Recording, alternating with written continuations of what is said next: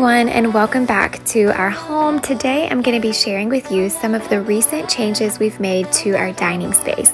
We've finally got past the whole living with a blank slate kind of thing, which I told you in my kitchen tour. I was just enjoying having everything just very simple and not a lot going on, but I'm finally ready to start bringing some things in and cozying up the space in our home.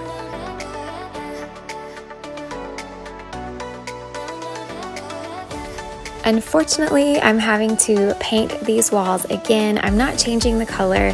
This is just the same alabaster white by Sherwin-Williams. I believe that the wood, the shiplap walls, when we put them up, maybe the wood wasn't dried out all the way, I'm not sure, but I'm really struggling getting the knots in the wood to stop coming through. So you may have noticed in the kitchen tour video, but you could kind of see like the stains from the knots in the pine kind of coming through, and it was driving me crazy. So I had to go ahead and start repainting. I reprimed everything and then gave everything a fresh new coat of alabaster white. So we will see how this holds up this time around.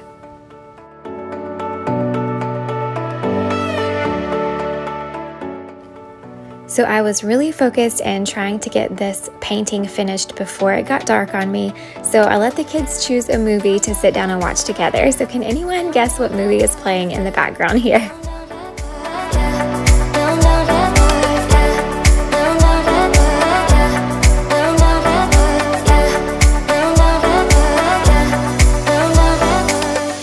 This time around, I chose to use a 4-inch paint roller, and I found that that worked really well with painting each individual shiplap board.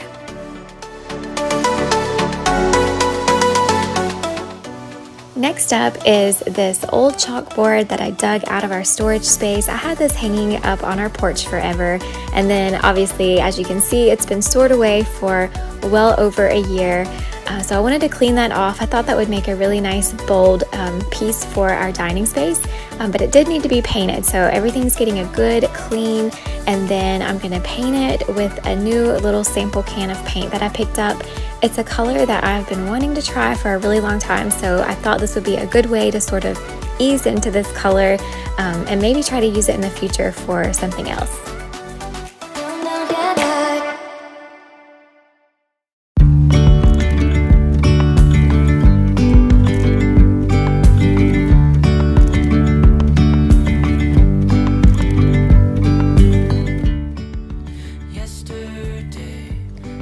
I do not like to tape off things before I paint. I just like to use a really good angle brush and kind of freehand everything. But I found out really quickly that this angle just wasn't working for trying to paint the inside of the frame.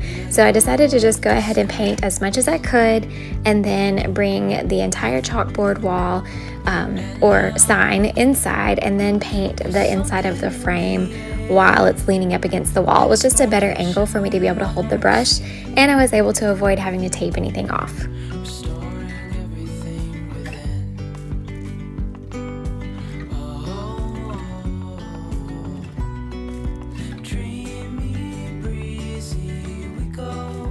I ended up doing 2 coats of paint to get full coverage, and by the time the second coat of paint was going on, I was really loving this color.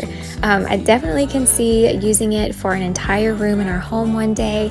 I'm not sure which room. I'm kind of thinking maybe our future master bathroom, which doesn't even exist yet, but I figure it's never too early to kind of start planning out spaces in my head. But I definitely see this color going on other spaces or maybe even a piece of furniture. I'm not sure, but I'm definitely going to incorporate it in other areas of our home. I just really do love it that much.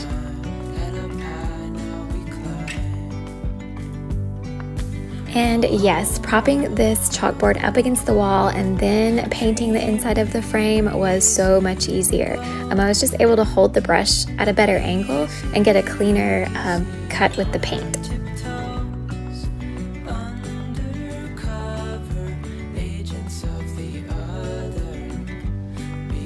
So tell me, are you like me and just kind of freehand everything even though it may not be perfect? Or do you take the time to use painter's tape and tape everything off just so? I would love to know in the comments which way you guys do it.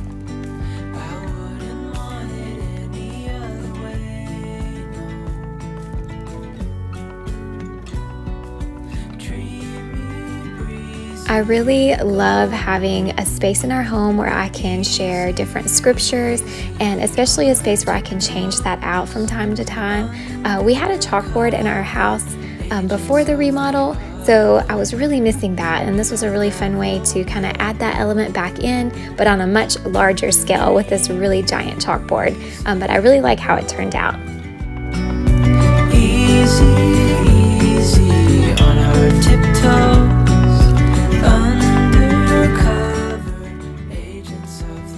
A couple of weeks ago, I got the memo that this rug was finally back in stock.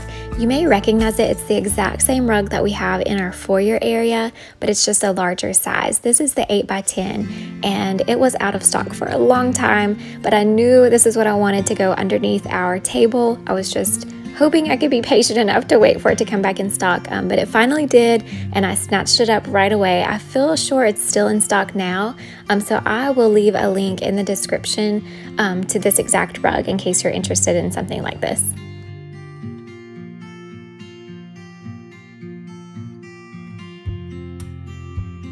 I have definitely finagled around in the past and put rugs underneath furniture by myself, but when my husband's home, I always get him to help me if he can, because it's a whole lot easier when you have two people to try to move everything and get everything back in place. It's just way easier if you have help.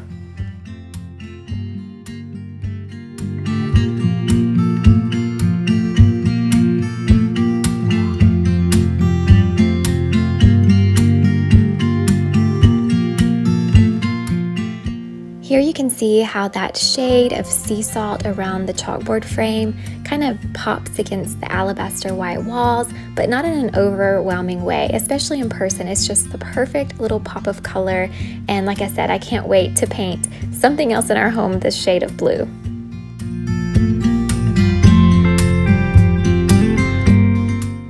I've been a little hesitant and a little slow to start putting in nail holes in these freshly painted walls, but when I found this cute little shelf at a thrift store a couple of weeks ago, I knew this is where it had to go. I love how it matches the wood tones and the closet door, and it's just that perfect little touch of vintage charm to add to this space.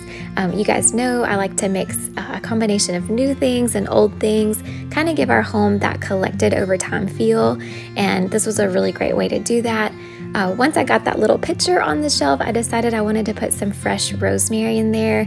If you have fresh rosemary in your garden, clip some and put it in a vase. It smells so good.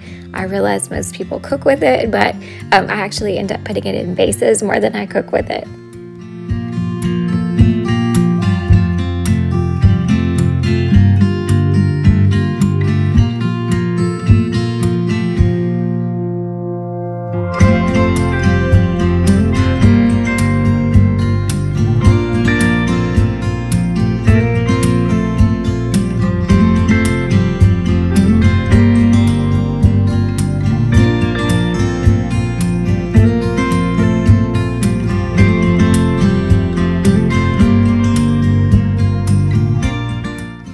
So we caved and put in a window air conditioning unit in here. It's not the greatest location as far as the way it looks, so we decided to cut a couple of pieces of beadboard to fit on each side. It just kind of helps it fit the kitchen a little better. There's really not a whole lot you can do to make these things look attractive, but that was definitely a help, as this is the best location for it to go, kind of in the center of our home. So I just kind of had to work with what I had.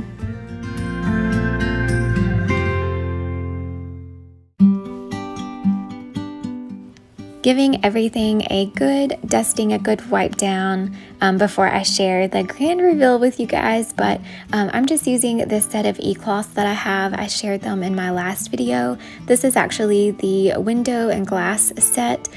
So you just use water, wiping everything down with the burgundy rag first, and then you go back with the yellow one and polish it, and you're able to get your windows and glass super clean without having to use any kind of cleaners.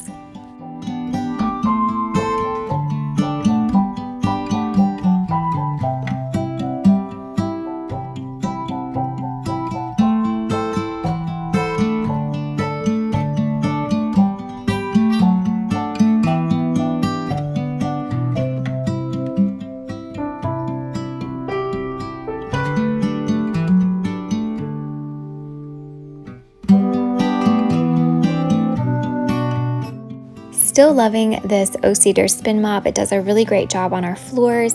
I'm able to cover a lot of ground pretty quickly, and I love that I can wring the mop out really well. That way the floors dry fast and the water's not like sitting on the floor. Plus you can use whatever cleaner you want to add to your bucket. Today I went with Thieves Cleaner and I added a few drops of Joy.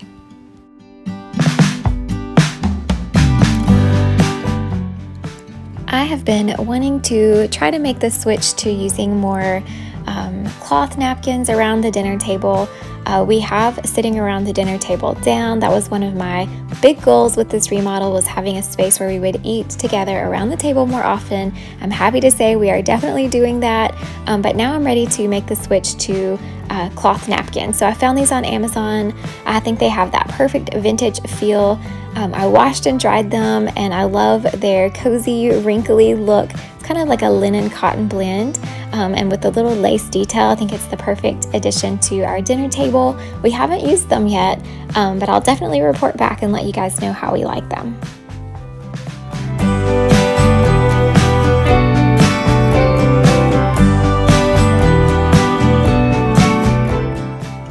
I moved the mirror that was once where the chalkboard is now and put it on this wall beside the table, and I really like how it kind of bounces the light around in here.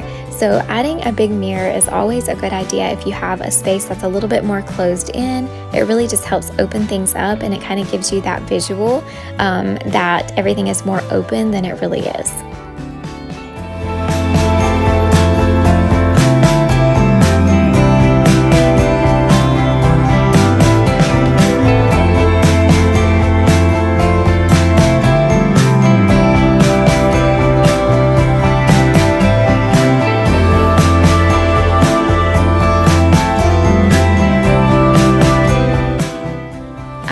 Finish today's video by giving you guys a look around the entire space.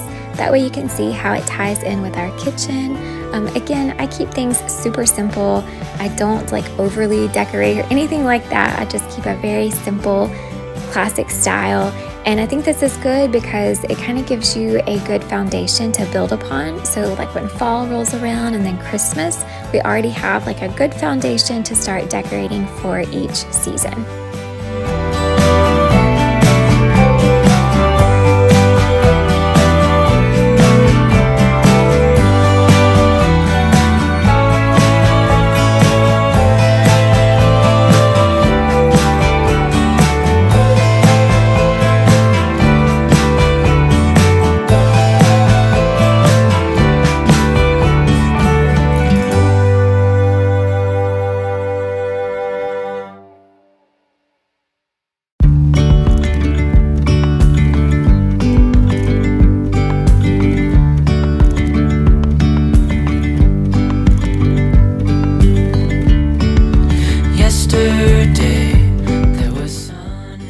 Thank you all so much for stopping by. I hope you enjoyed the video. If you did, please give it a thumbs up. That's a huge help to me, and consider subscribing to my channel to see future videos of all the happenings around our farmhouse. See you next time.